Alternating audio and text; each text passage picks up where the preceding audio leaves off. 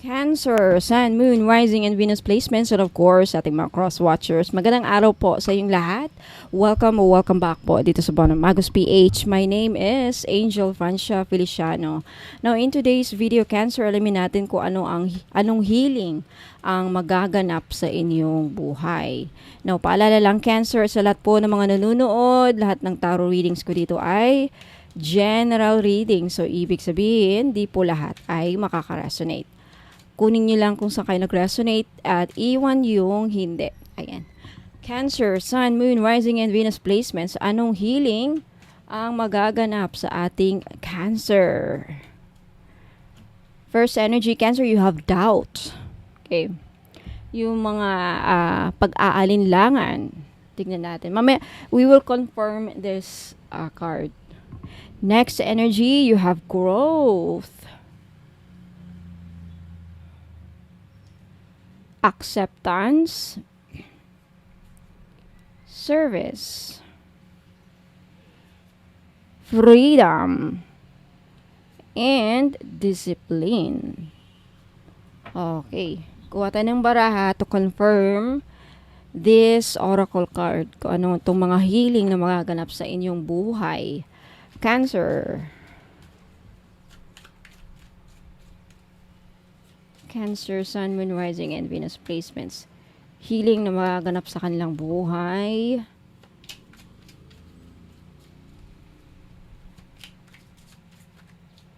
Alright, Cancer. Sa doubt, okay. Growth. The Ten of Pentacles. The Nine of Pentacles. The Hangman, talaga naman, saktong-sakto, the Sun. Okay. So, unang healing na magaganap sa inyong buhay, Cancer. Okay.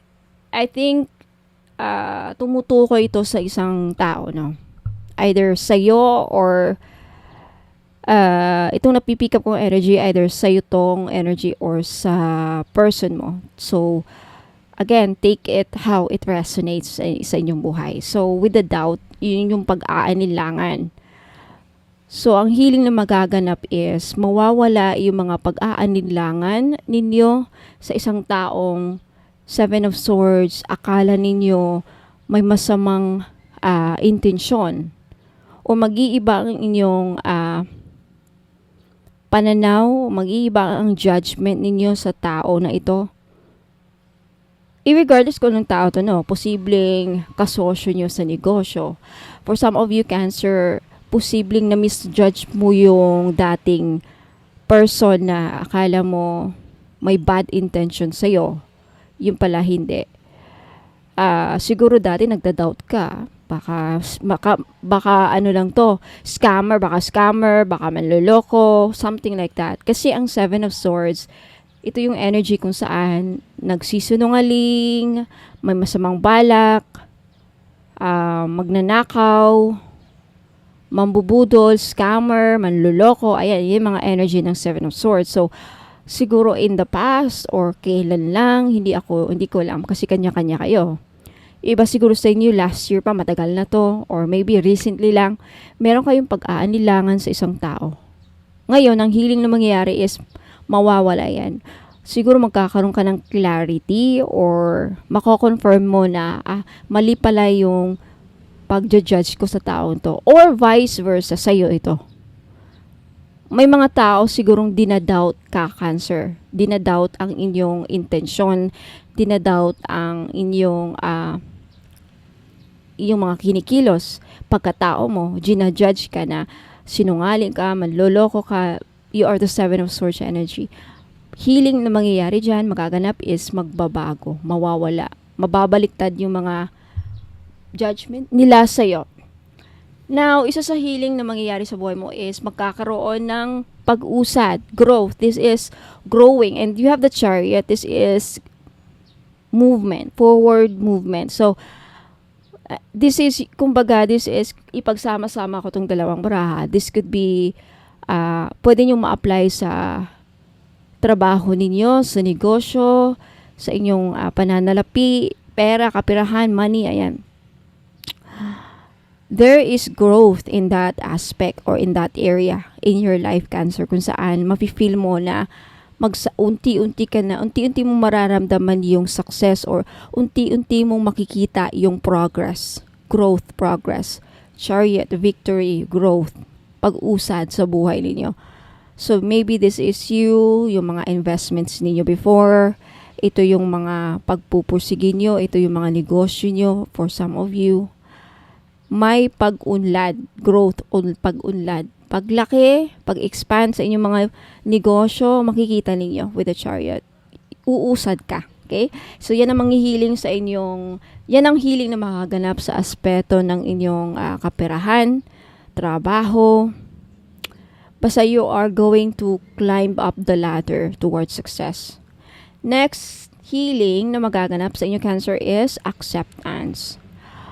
With regards sa inyong family, relationships, buhay, mag-asawa, pamilya, finally, may acceptance na mangyayari sa inyong, ang Ten of Pentacles kasi, this is a family, a lineage. Maybe, finally, ma-accept ka ng family ng person mo.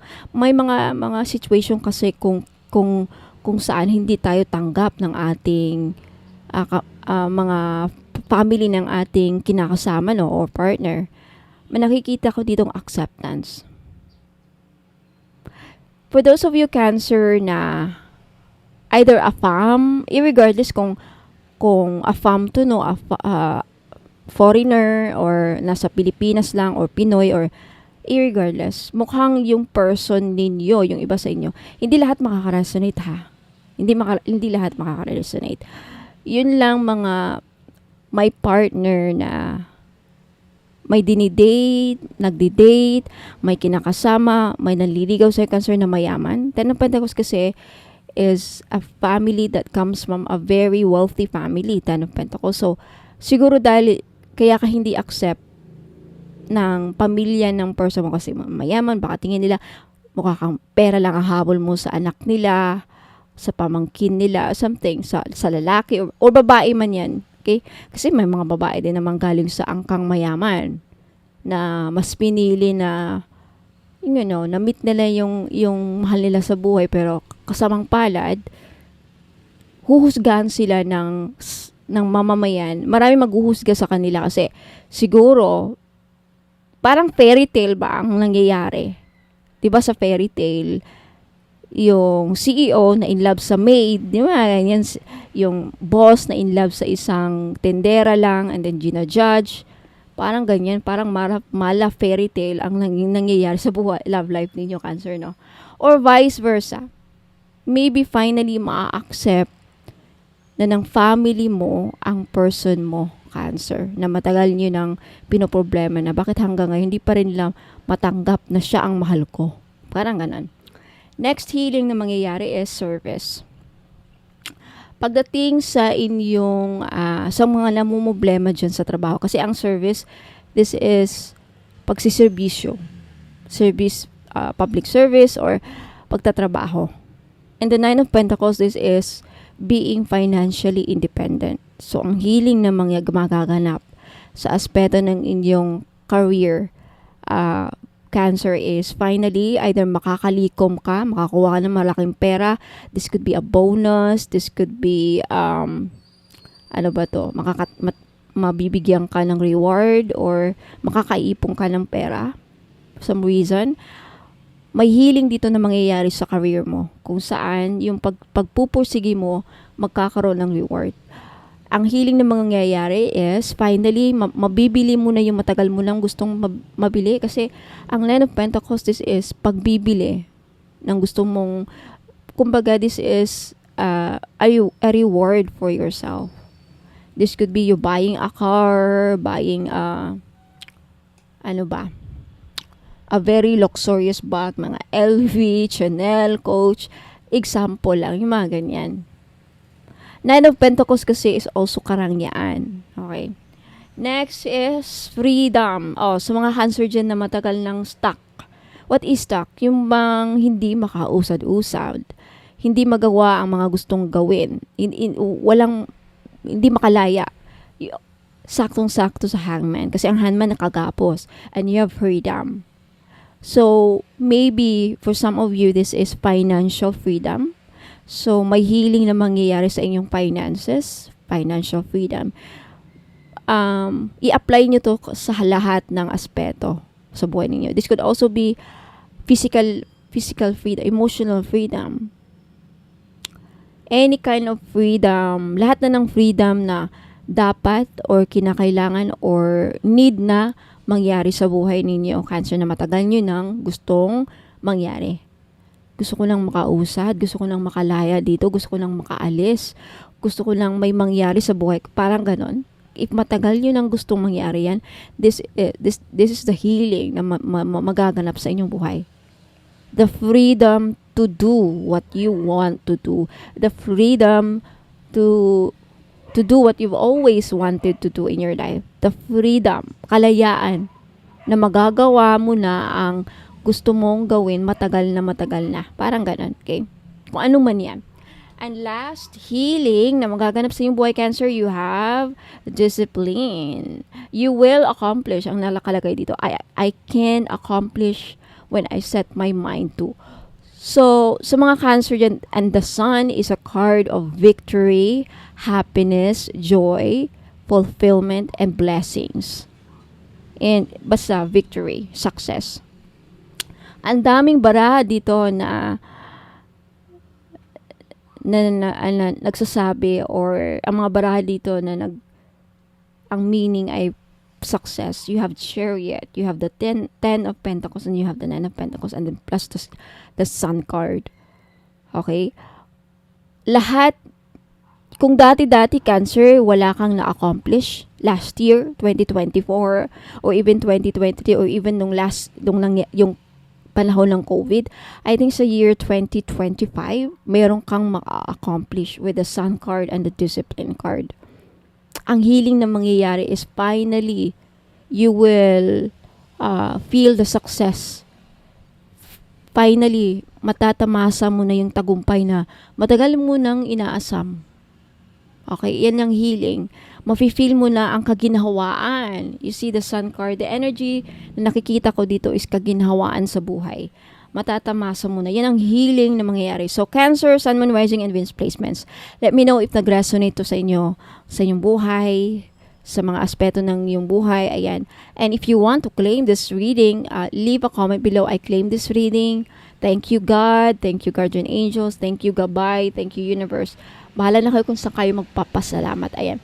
And if you like this, if nag-enjoy kayo sa panonood, if nagustuhan niyo yung pakikinig, don't forget to like this video and also subscribe to the channel pag hindi pa kayo nakapag-subscribe. By the way, every weekend na po ang libreng pahula dito sa YouTube live. During live lang. So, kada weekend, kung kailan ako available, either Saturday or Sunday. Kung kailan ako available. So, siguro minsan mangyayari sa Saturday, minsan Sunday naman. Basta, every week, during weekend, starting this weekend, tuloy-tuloy na every weekend, may libre ng pahula. I'm not sure kung hanggang kailan matatapos, but definitely, magsa-start ako after breakfast namin on Sunday or Saturday.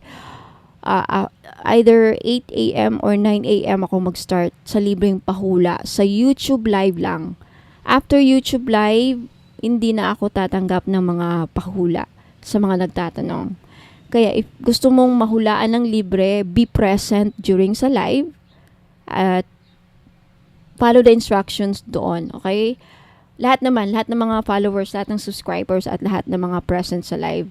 Ayan. So, Cancer, Sun, Moon, Rising, and Venus placements sa mga interesado po na makita lahat ng mga produkto ko na binibenta, mga pampaswerte, if you are interested to buy. Okay? May instruction po ako after this reading, kaya huwag muna kayong aalis sa mga gusto pong makabili at maka-order. Ayan. Maraming salamat, Cancer. Ingat po, and God bless. Inaanayahan ko po kayo na mag-follow sa akin sa Facebook page. Ayan. Sa mga interesado pong makita ang aking mga paninda, lahat ng mga pampaswerteng produkto na binibenta ko, makikita nyo po sa website ko. Okay? paano po nyo mahanap ang aking website. Kung pupunta po kayo dito sa aking YouTube channel sa homepage ko, makikita nyo po dito yung description ng aking YouTube. Ayan po. Pag i-click nyo yan, makikita nyo po yung description ng aking YouTube channel. Sa pinakababa po, nandyan po ang mga links ng aking website at Facebook page. And to make sure po na ako po ang nafa-follow ninyo sa Facebook page at hindi po yung gumagaya sa akin na scammer, mag-ingat po kasi may gumagaya po sa Facebook page ko. Pati profile pic ko, pati mga postings ko, pati lahat na ng mga pinopost ko, ginagaya, live selling, lahat na ginagaya. Pero hindi lang po nila magagaya yung mode of payment ko. Lagi ko po kayong papaalahanin na yung mode of payment ko po, 3 lamang po. Okay? GCash, CIMB Bank, at Maya Wallet. Wala po akong BDO, wala po akong BPI. Yung bank ko po, iisa lang. CIMB Bank lang po.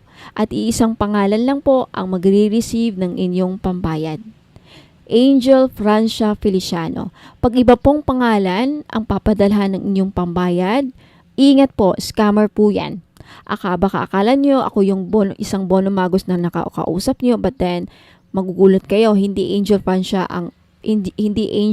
Feliciano ang papadala nyo ng pera. Scammer po yan, mag-ingat po, hindi po ako yan. Okay?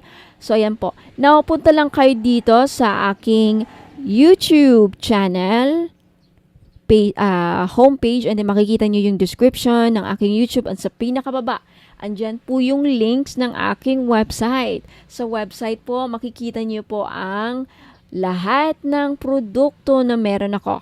Okay, kung nakikita nyo yan, may dalawang nakalinya dyan sa taas. I-click nyo lang yan at then lalabas na po yung mga menu. Makikita nyo dyan yung mga bracelets and amulets. Ayan, i-click nyo lamang yan and then lalabas na dyan yung mga bracelet. I-click nyo lamang yung picture. Yan, para makita nyo yung description ng mga product ko. Nakasulat dyan yung benefits, paano gamitin, instruction, ayan. Balik na naman kayo. Ayan, andyan po lahat.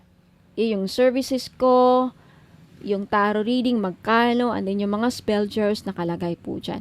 Although hindi pa totally tapos yung website ko kasi ongoing pa rin, under construction pa rin, pero at least meron na kayong makikita mga produkto and then pwede na kayong bumili. Paano bumili?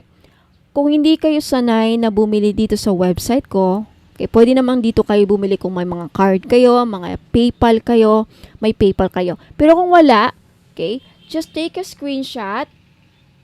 Okay, so gusto nyong bilhin ng mga crystal necklace, ayan, i-click nyo lang yan mga madam at sir, yung mga picture para makita ninyo. Lalabas yung mga description, makikita, mababasa ninyo kung para saan tong crystal na to. Take a screenshot of the item, and then, pagkatapos yun ang makuha, pagtapos na kayo sa mga screenshot ninyo, na-screenshot nyo na yung mga gusto nyong bilhin, ipadala nyo po dito sa Facebook page. Dito po kayo mag-click to make sure na ako po yung nafa-follow ninyo. Ayan. Mariredirect kayo din. I-message nyo sa akin yung mga, ipadala nyo sa akin sa messenger yung mga screenshot ninyo na nakuha nyo sa aking website. And then dun po ang ating transaction. Okay? So maraming salamat. Ingat po sa mga scammers ngayon. Okay? Ingat po and good luck. Maraming salamat po.